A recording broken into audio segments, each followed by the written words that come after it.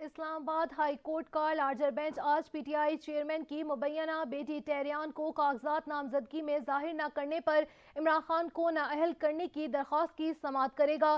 Larger bench chief justice عامر فاروق، justice Mohsin Akhtar قیانی اور justice ارباب محمد طاہر پر مشتمل ہے۔ لارجر بینچ بنانے کا فیصلہ سنگل بینچ پر اعتراض کے بعد چیف جسٹس نے کیا تھا۔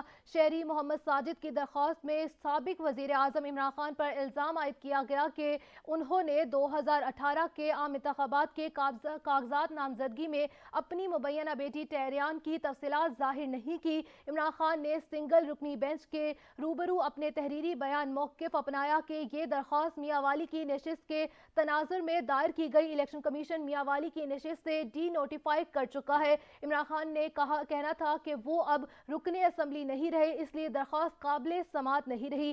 شہری ساجد نے کیس میں نئی دستاویزات لگانے کی درخواست دے دی۔ نئی دستاویزات عمران خان کے 7 نشستوں پر ضمنی انتخابات جیتنے سے متعلق ہیں۔